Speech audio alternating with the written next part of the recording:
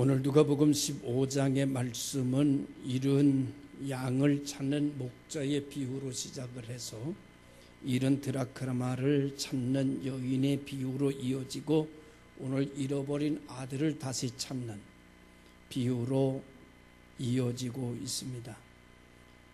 오늘 본문의 말씀은 하나님의 나라를 잃어버린 우리가 하나님의 나라로의 회복에 대한 이야기, 하나님의 자녀인 신분에서 하나님의 곁을 떠나갔던 우리들이 하나님의 자녀로 돌아가는 것에 대한 이야기를 하고 있는 것이 우리가 알고 있는 탕자의 비유에 대한 이야기입니다.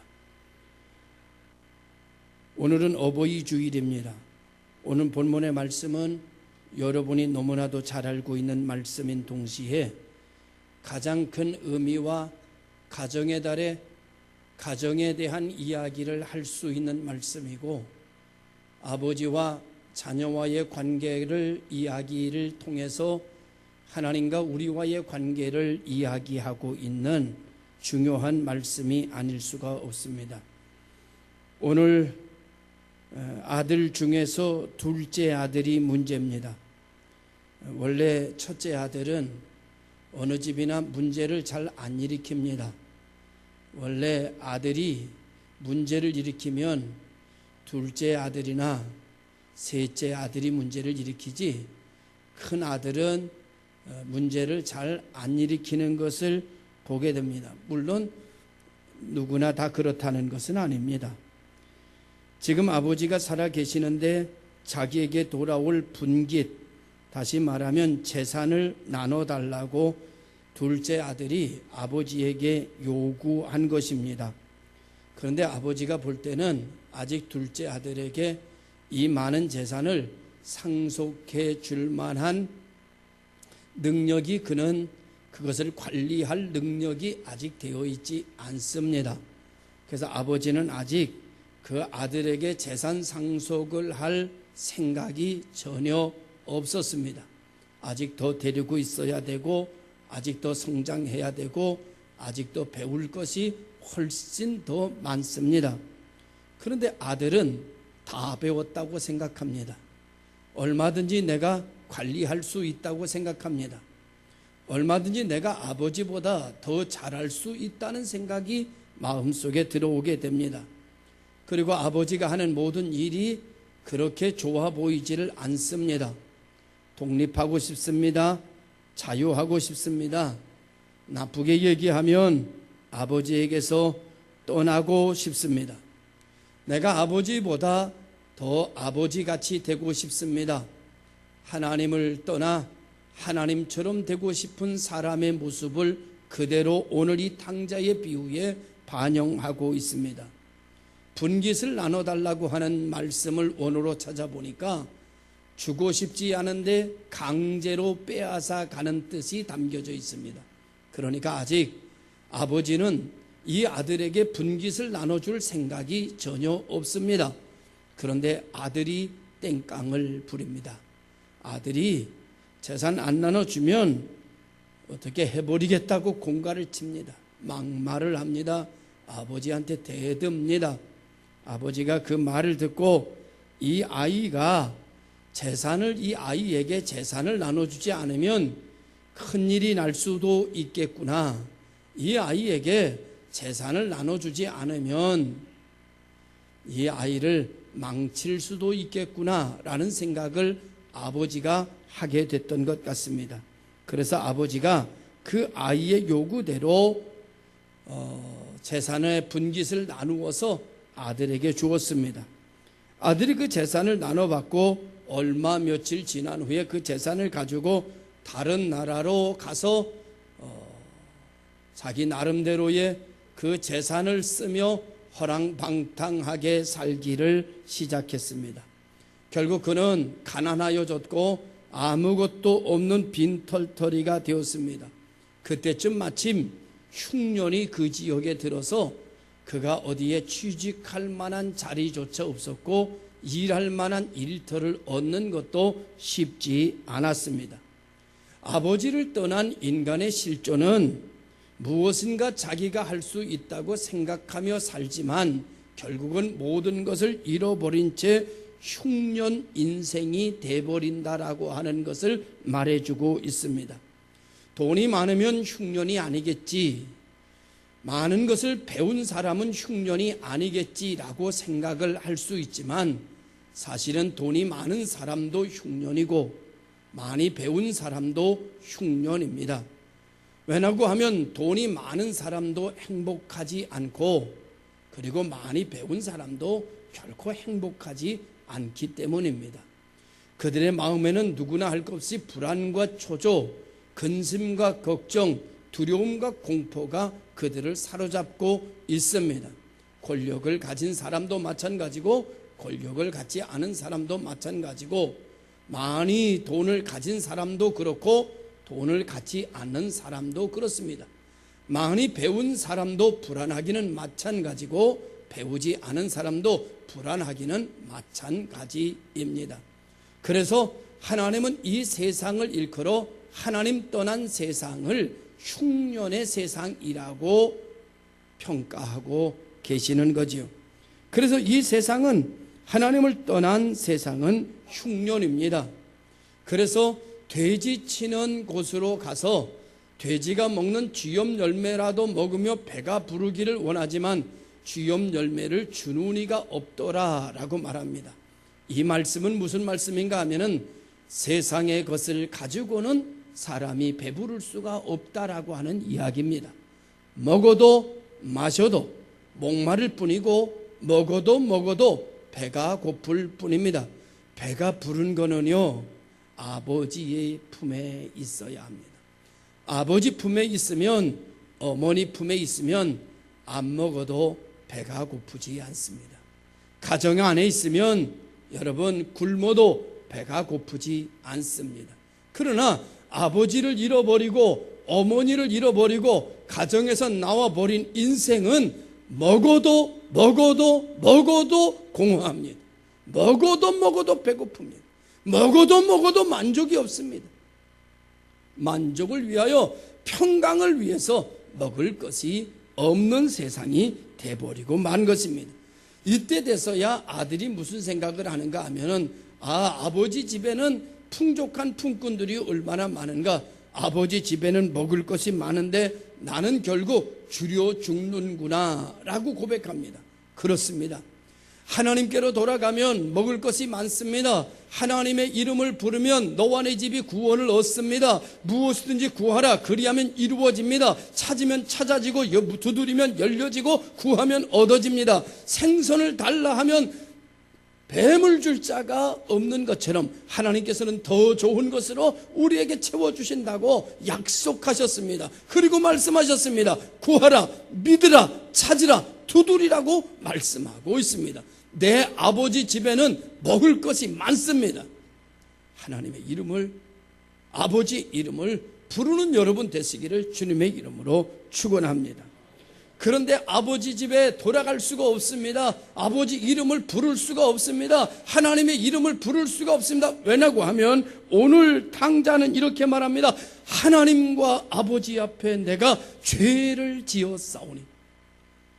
여러분, 죄를 지면 가까이 갈 수가 없습니다. 죄를 지면 돌아갈 수가 없습니다. 죄를 지면 이름을 부를 수가 없습니다.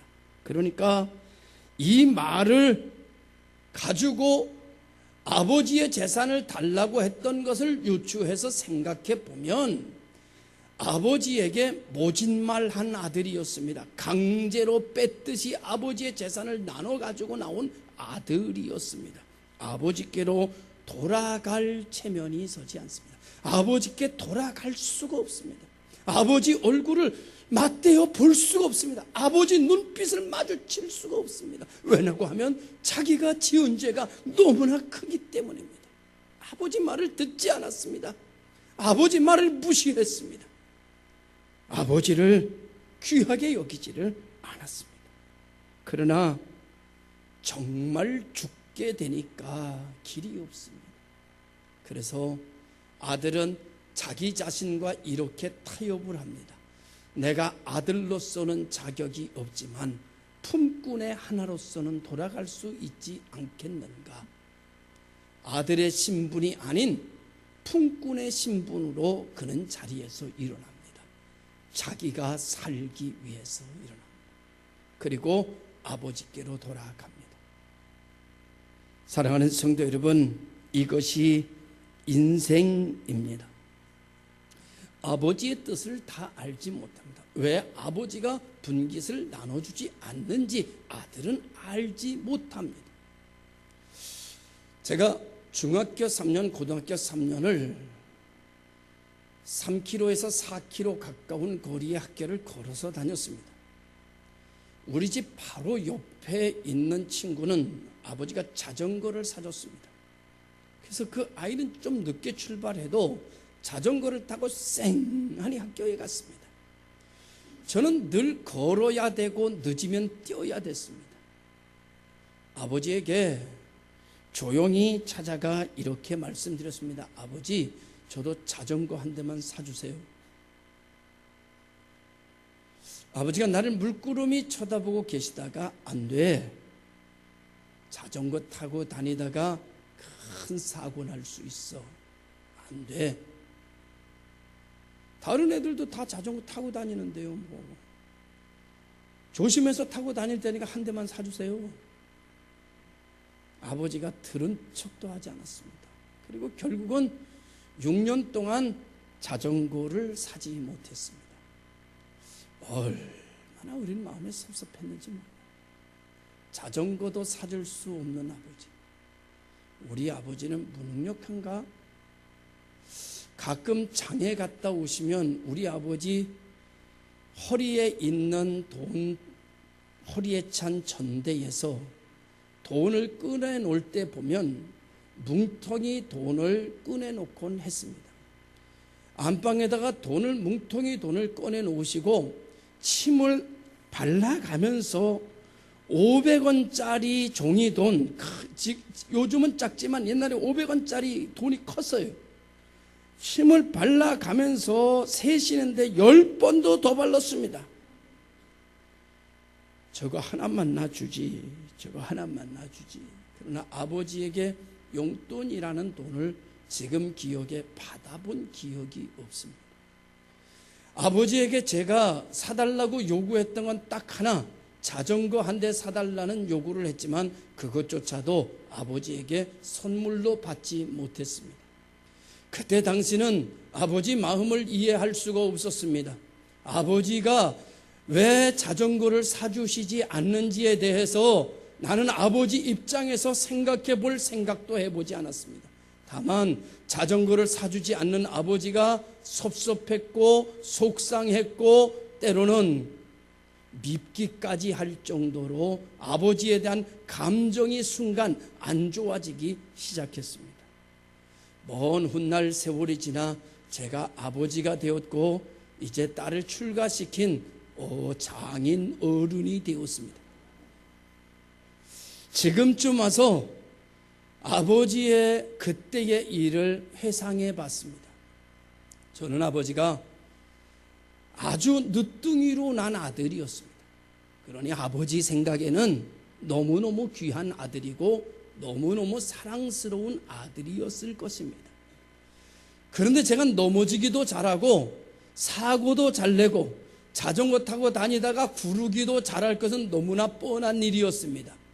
차가 쌩쌩 다니는 찻길에 자전거를 타고 가는 아들의 생각이 불안해서 자전거를 사줄 수 없었던 아버지의 마음을 이제서야 좀 알 수 있는 것 같습니다.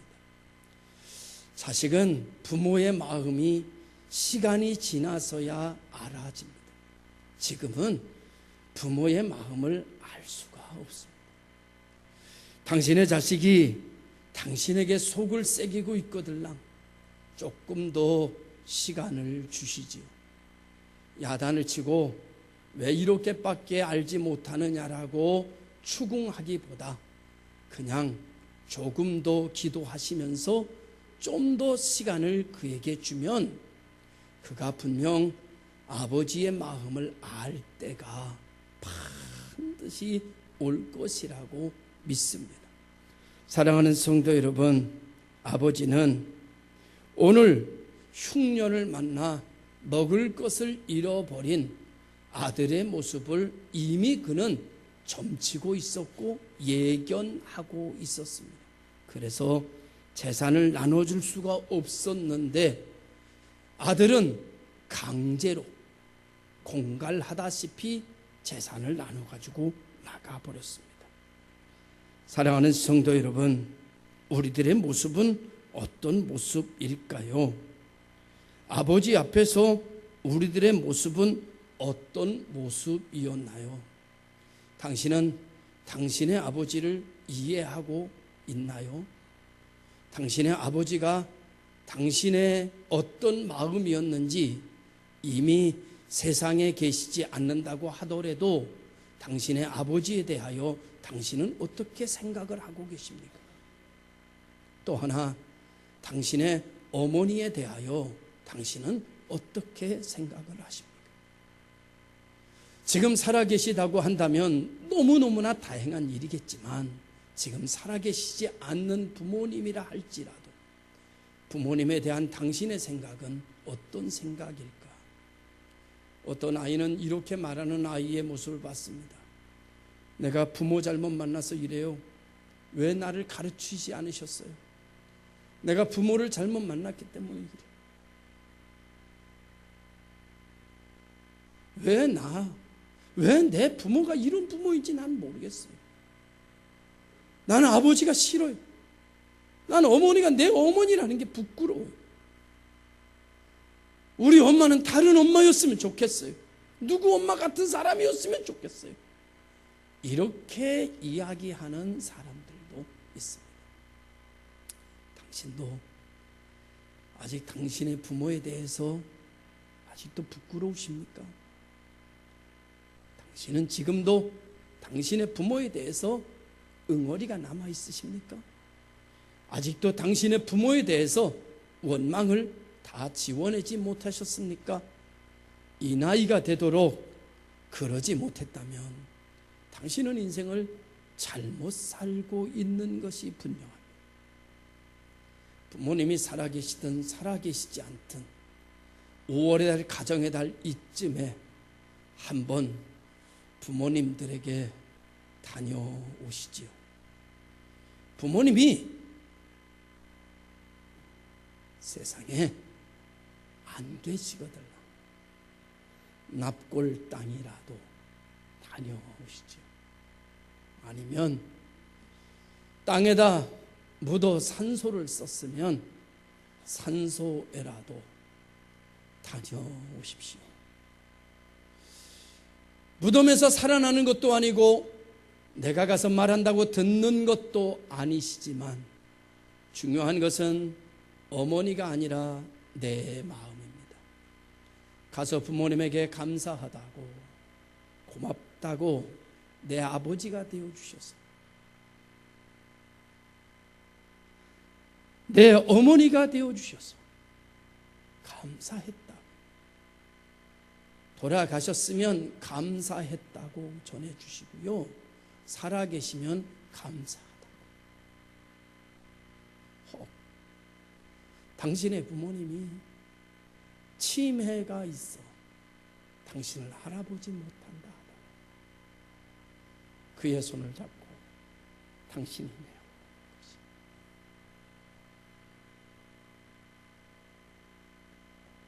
당신이 내 아버지인 것이 나는 참 감사하다.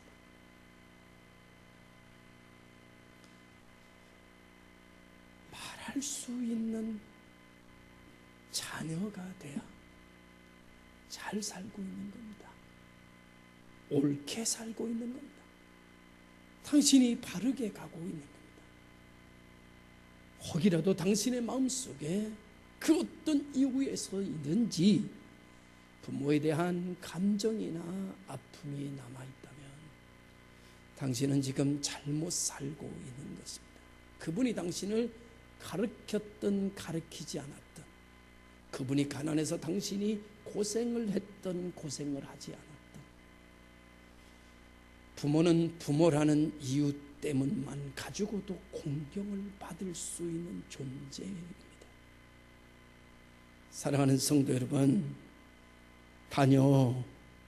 다녀오시지요. 묘소라도 성묘라도 다녀오시고, 납골 땅이라도 다녀오시고, 치매 병원에 계시면, 노인 병원에 계시면 그 병원에라도 다녀오시고, 아무튼 다녀오십시오. 그것이 우리가 바르게 사는 모습이라고 볼 수가 있습니다. 우리는 이렇게 좋은 바르게 걸어가는 자녀로 회복되는 시간을 하나님이 원하고 있고, 두 번째로 우리는 자녀들에게 좋은 부모가 되어야 됩니다.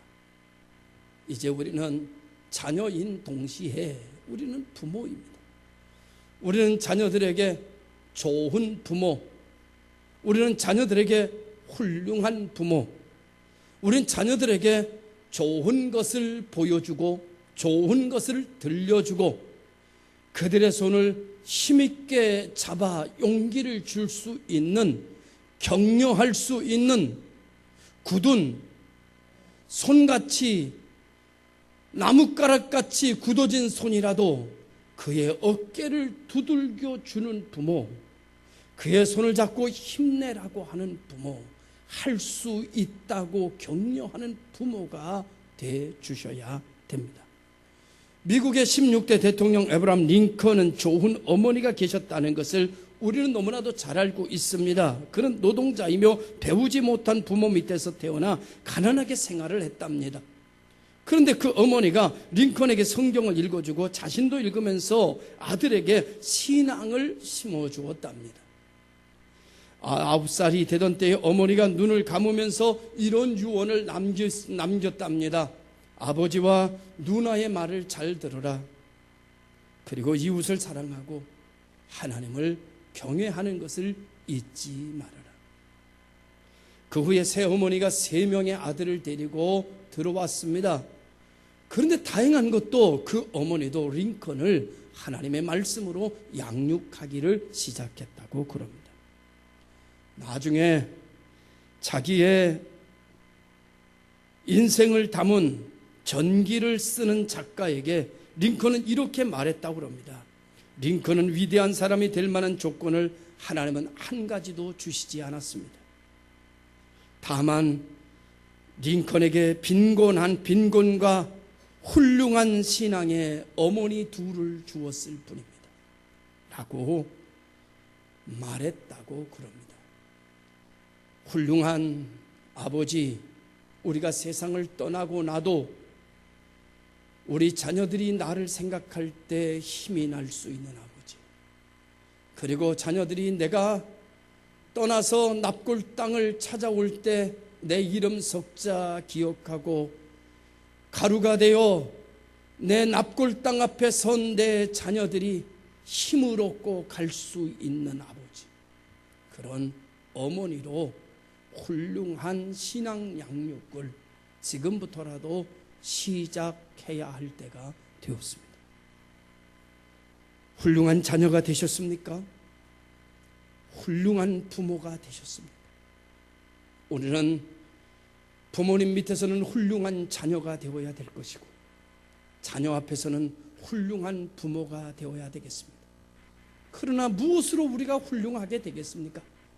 무엇으로 요즘의 자녀들에게 훌륭한 아버지로 앞서 본을 보이겠습니까? 다른 것은 다 하지 못한다 하더라도 전능하신 하나님을 믿는 신앙에 관한 정말 훌륭한 어머니가, 훌륭한 엄마가 되십시오. 신앙에 관한 훌륭한 아빠가 되십시오. 믿음의 조상이 되십시오. 내가 이 세상을 떠나고 났어도 우리의 자손들이 나를 생각하며 기도할 수 있는 부모가, 링컨의 어머니와 같은 부모가 될 수 있기를 주님의 이름으로 축원합니다. 오늘 여기는 아버지의 모습이 나옵니다. 이 아버지의 모습은 자식을 보냈지만 자식을 보내지 않은 모습이 보입니다. 그런 것 같아요. 자식을 보냈지만 자식을 보내지 못합니다. 예전에 우리가 자랄 때는요, 부모들에게 욕을 많이 먹고 자랐어요. 호적에서 파버린다는 둥, 너 같은 놈의 새끼를 내가 나가지고 정말 속이 터진다는 둥, 여러 가지 이야기를 많이 들었어요. 진짜 아버지가, 진짜 어머니가 나를 미워하는 줄 알았는데 이제 돼서 보니 아버지나 어머니는 자식을 절대 보낼 수 없는 존재라는 것을 이제야 알게 됩니다. 지난번에 딸을 시집 보냈어요. 그런데 여러분, 이 아내는 딸이 시집가지 않았어요. 언제나 그대로죠. 이 아내는요, 자식은 이 안에서 죽을 때까지 보내는 게 아니에요. 아니, 보내지지가 않는 거예요. 때로는 그의 행동이 못마땅해서 모진 말을 쏟아내는 아버지가 되기도 하고, 엄한 징계를 하기도 하고, 심하다 싶을 정도로 매질을 할 때도 있지만, 그러나 자식은 여기서 버리지 못하는 게 부모예요. 아, 그렇구나. 그래서 생각하는 거예요. 우리 장인 어른 딸 시집 보내고 서울 쪽 하늘 얼마나 많이 쳐다봤을까.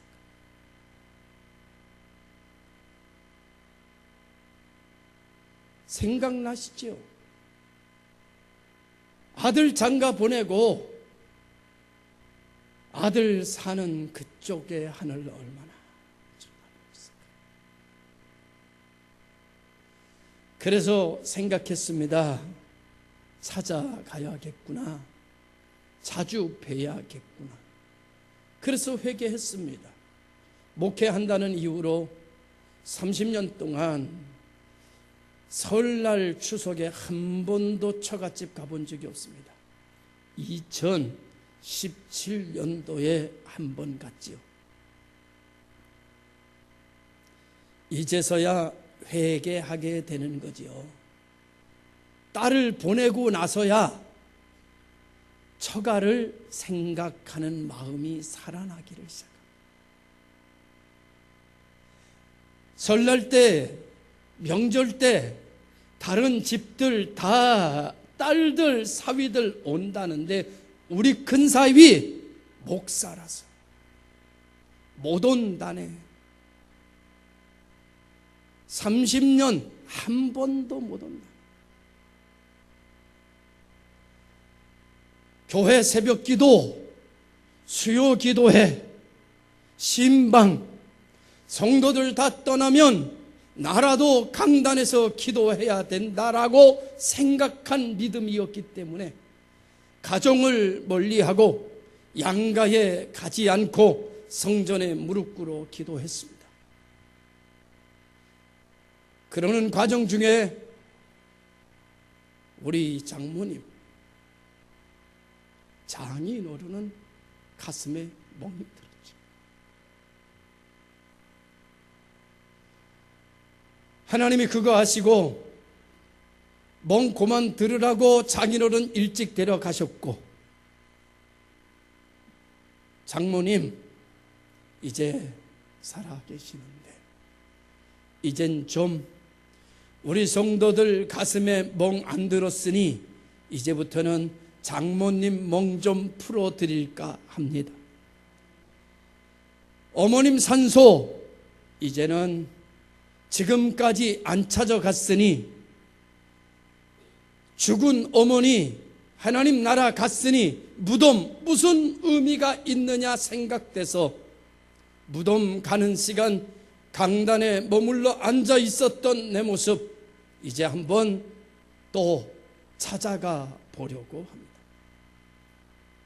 사랑하는 성도 여러분, 인간이 인간답게 산다는 것은 부모를 부모로 아는 것부터 출발하는 겁니다.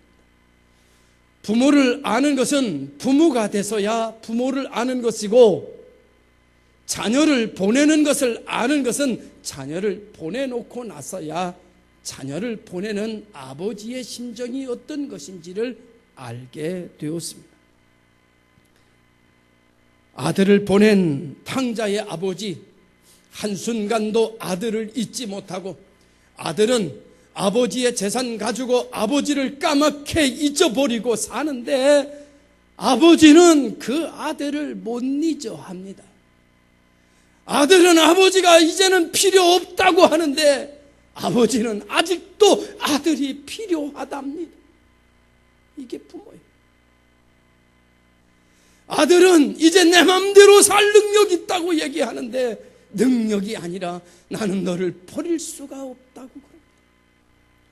눈에 보일 때 모진 말을 해서 그를 내어 쫓아 놓았다고 하더라도 뒷모습에 가는 아들을 끊어버릴 수 없는 것이 아버지요 어머니요 그 사랑입니다. 아들이 돌아오기만 기다리는 못된 짓 하고 떠났는데, 가슴에 못 박고 떠났는데, 할 말 못할 말 다 하고 떠났는데, 나는 아버지가 싫다고 하고 떠났는데, 나 찾지 말라고 그러고 떠났는데, 아버지는 그 아들 돌아오기만 손꼽아 기다립니다. 아버지가 되고 보니까 이게 아버지예요. 아버지는 사랑이 없다고요? 어느 누가 아버지를 사랑이 없다고 말합니까? 어머니만 사랑이 있다고요? 천만에 만만해.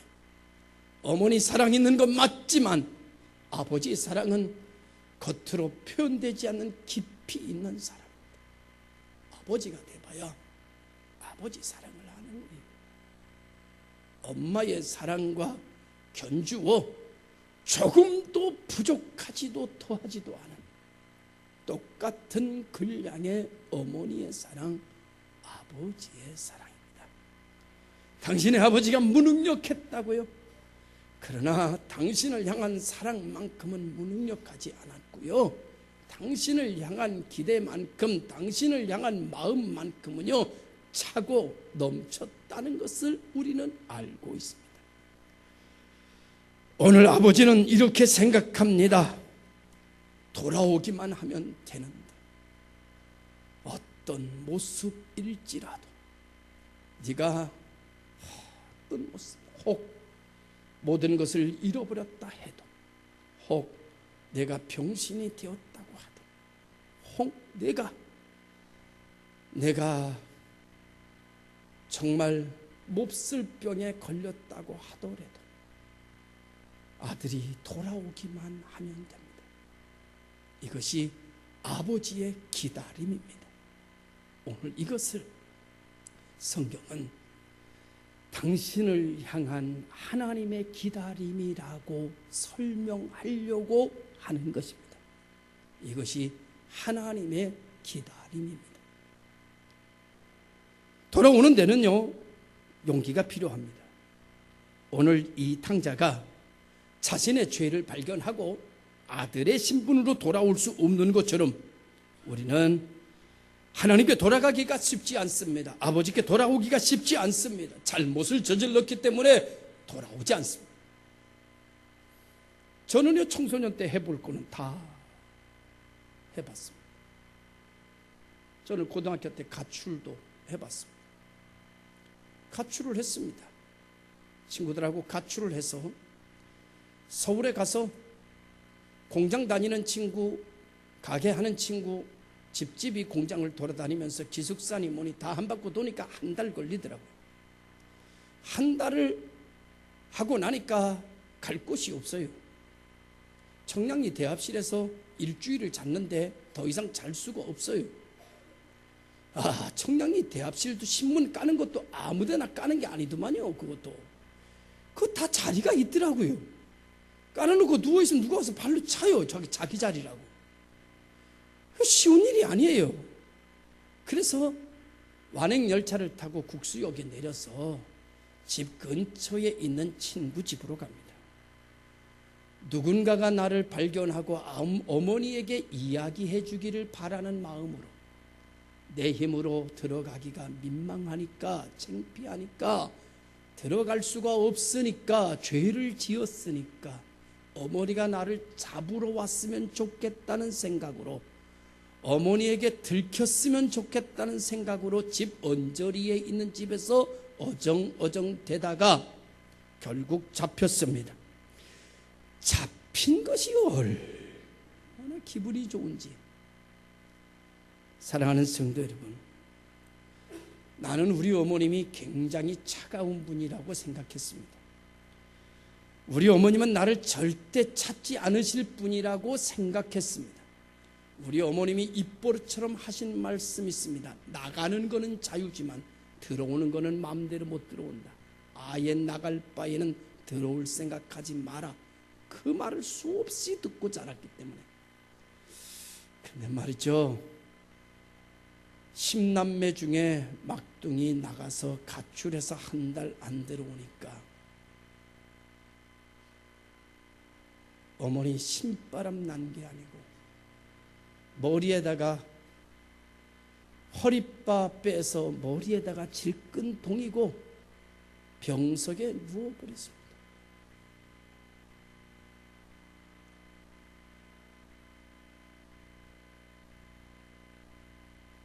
생각하면 왜 그런 일을 했을까? 지금에 와서 생각하면 왜 그런 행동을 했을까? 후회되지만 그렇게 산 나에게 아직도 그분은 나의 어머니입니다. 나는 아직도 그분의 자식으로 있습니다. 사랑하는 성도 여러분, 돌아가십시오. 아버지 어머니를 공경하는 자리로 돌아가십시오. 아버지 어머니를 사랑하는 자리로 돌아가십시오. 아버지 어머니를 품에 꽉 끌어안아 드릴 수 있는 자리로 돌아가십시오. 어머니 아버지를 대접하는 자리로 돌아가십시오. 어머니 아버지에게 그동안 죄송했다는 말하는 자리로 돌아가십시오. 그리고 그와 같이 기다리시는 하나님 품으로 돌아오십시오. 그리고 하나님을 사랑하시는 것처럼 부모님을 공경하고 부모님을 사랑하는 여러분들이 되시기를 주님의 이름으로 축원합니다. 돌아온 탕자는 어떻게 살았을까요? 살찐 송아지를 잡아 잔치를 베풀고 자식의 상징에 가락지를 끼우고 헌옷을 거지 같은 옷 벗겨버리고 아들을 상징하는 새 옷으로 입혀놓고 두려워하지 마라, 이제는 염려하지 마라, 죽었던 아들이 살아났고 잃어버렸던 아들을 내가 다시 찾았다고 말하는 그 아버지 앞에 이 아들은 어떻게 살았을까요? 그 삶이 범사에 감사하는 것 아니겠습니까? 그는 항상 기뻐하지 않았겠습니까? 그는 쉬지 않고 기도하지 않았겠습니까? 그는 이전에는 탕자가 되기 전에는 작은 것에도 못마땅하고 불평거리와 원망거리를 찾아서 불평하고 원망했지만 이제는 악은 모양이라도 버리고 그는 아버지를 공경하며 아버지를 섬기며 살지 않았겠습니까? 우리를 위하여 대신 십자가를 지고 죽으신, 그래서 하나님을 나의 아버지라고 부를 수 있도록 허락하신 이 자리로 돌아오신 여러분의 삶이 어떻게 되어야 될까요? 성경은 이렇게 말합니다. 항상 기뻐하라, 범사에 감사하라, 쉬지 말고 기도하라. 이는 그리스도 예수 안에서 너희를 향하신 하나님의 뜻이니라. 기도하겠습니다. 거룩하신 아버지 하나님, 감사합니다. 하나님, 그리고 부모님, 하나님은 하나님의 사랑을 오늘 탕자를 통하여 부모님의 마음으로 하나님의 사랑을 탕자의 모습으로 우리의 모습을 비유하여 말씀하고 있습니다. 이 시간 우리를 낳으시고 기르시고 우리를 이 세상에 있게 하신 부모님을 공경하는 자리로 돌아가게 하여 주시옵소서. 부모님을 사랑하는 자리로 돌아가게 하여 주시옵소서. 부모님에게 효도하는 자리로 돌아가게 하여 주시옵소서. 하나님께 영광을 돌리며 그 하나님을 섬기는 자리로 돌아가게 하시고 그의 나라와 그의 의를 위하여 일하는 자리로, 감사하는 자리로 우리 신앙인들이 다 돌아가게 하여 주시옵소서. 거룩하신 아버지 하나님, 오늘 시간 우리가 죄를 범하였습니다. 우리를 용서하여 주시옵소서. 갚을 수 없는 은혜를 부모님에게 받았습니다. 갚을 수 없는 은혜를 하나님으로부터 받았습니다. 주여, 이 은혜에 감사하며 살게 하옵소서. 이 은혜에 고마워하며 살게 하옵소서. 이 은혜에 감격하며 살게 하여 주시옵소서. 예수님의 이름으로 기도드리옵나이다. 아멘.